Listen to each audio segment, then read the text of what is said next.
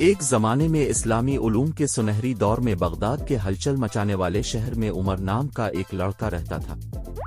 علم اور حکمت میں گہری جوڑے رکھنے والے خاندان میں پیدا ہوئے، عمر کے ناقابل تسخیر تجسس اور سیکھنے کی محبت نے انہیں ایک ایسے راستے پر گامزن کیا جو تاریخ کے دھارے کو تشکیل دے گا۔ ابتدائی عمر سے ہی عمر نے حفظ اور تجزیاتی سوچ کے لیے غیر معمولی صلاحیت کا مظاہرہ کیا۔ اس کے والدین نے اس کی صلاحیت کو پہچانتے ہوئے اس کے لیے بغداد کے معروف علماء کی رہنمائی میں تعلیم حاصل کرنے کا انتظام کیا۔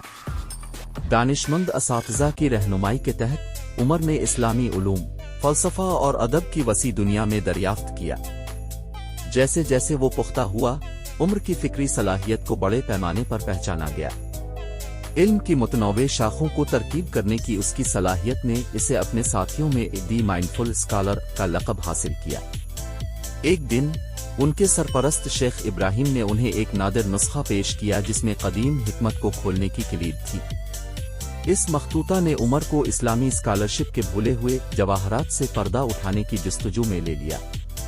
اس نے دور دراز ممالک کا سفر کیا، علماء اور کتب خانوں سے علم حاصل کیا اور مختلف ثقافتوں اور عقائد کے لوگوں کے ساتھ خیالات کا تبادلہ کیا۔ راستے میں اس نے چیلنجوں کا سامنا کیا جنہوں نے نہ صرف اس کی عقل بلکہ اس کے کردار کا بھی امتحان لیا۔ عمر کا سفر انہیں بغداد کے مشہور و معروف آوان حکمت میں لے گیا، جہاں علماء بحث کرنے اور علم کو آگے بڑھانے کے لیے جمع ہوتے تھے۔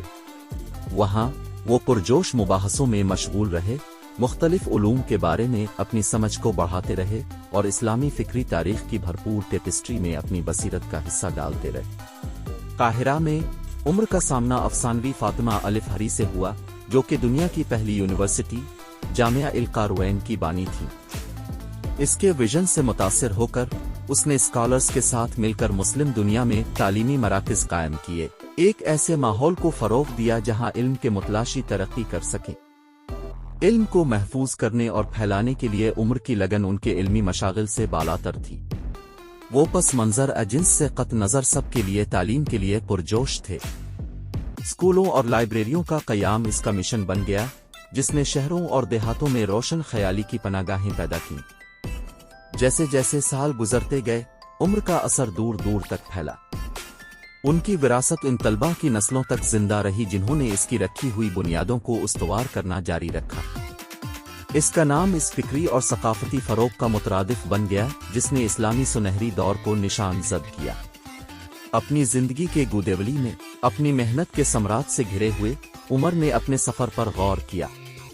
اس نے جو لائبریریاں قائم کیں، جو اسکول اس نے قائم کیے اور جس حکمت کا اس نے اشتراک کیا، وہ روشنی کے مینار بن گئے، بے شمار ذہنوں کو روشن خیالی کی طرف رہنمائی کرتے رہے۔ اور یوں عمر دی مائنڈفل اسکالر کی کہانی اسلامی تاریخ کی عظیم داستان کا ایک باب بن گئی، جو علم، تجسس اور حکمت کی جستجو کی لازوال قوت کا ثبوت ہے جو وقت اور سرحدوں سے ماورا ہے۔